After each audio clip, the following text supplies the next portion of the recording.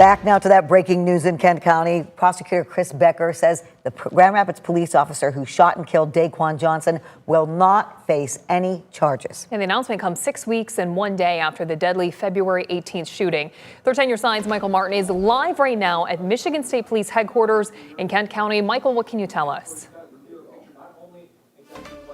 Elena, Juliet, we've been waiting a long time to hear this decision. The family of Daquan Johnson outside of MSP, and we'll hear that from Nick coming up in just a little bit. But what we heard was the prosecutor's decision, that big call on whether or not the officer is going to face a criminal trial. He will not. He said that they just don't have the evidence, that what they're relying on is the fact that the officer in this case honestly believed that he was in imminent danger. There's a lot of talk about whether or not Daquan Johnson had a gun and whether or not that gun was pointed in the officer's direction. We looked at several videos today, some that we've seen before and some that we haven't.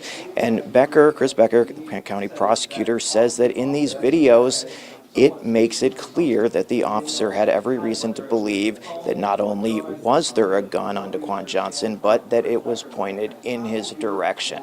Now, they did find a loaded firearm once this whole interaction was done, but it wasn't clear on camera that it was pointed directly at the officers. That's where we come back to this idea that he honestly believed that it was. So he can't say for sure whether or not it was. It's that fear.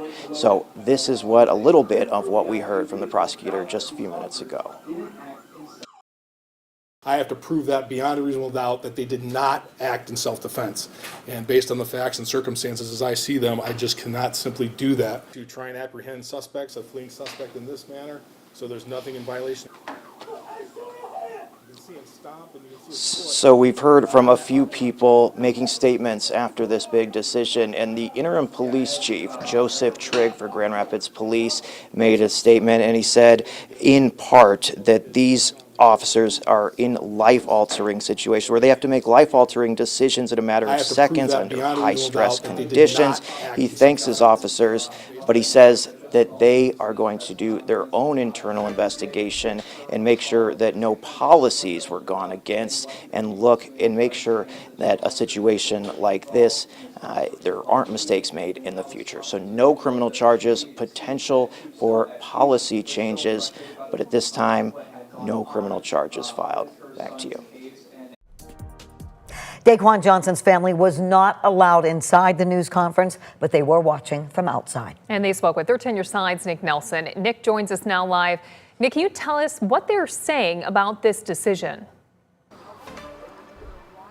Elena, Juliet, we just minutes ago spoke with Angelica Johnson, the mother of Daquan Johnson, along with a number of other advocates, as well as County Commissioner Robert Womack. And the emotion here this afternoon is palpable. It's been a whirlwind of a day for Angelica Johnson, Womack, and everyone else that was gathered here today. Now, Johnson, Womack, and the several others that were gathered here arrived shortly before the news conference by Chris Becker here at the MSP facilities here on 4 Mile Road. They watched the news conference from their phones from the lobby of the Michigan State Police facility. Johnson says that even with the new video, she doesn't buy the explanation as to why the officer-involved shooting was justified.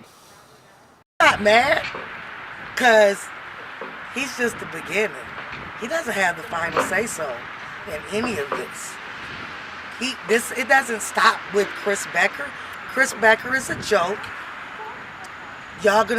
What he did was just give the police permission to start gunning down people in the 3rd Ward. And as you heard from Angelica Johnson there, she says this isn't done. She did tell us that she plans to call the office of the Michigan Attorney General to see where else this can go. But for right now, we are still gathering information as to what the next steps are. We'll leave it there for right now. Nick Nelson reporting live, 13 on your side. Nick, thank you. And we will continue to cover any developments in this story. You can also watch the entire news conference from this afternoon right now on our streaming app 13+. It's available as a free download.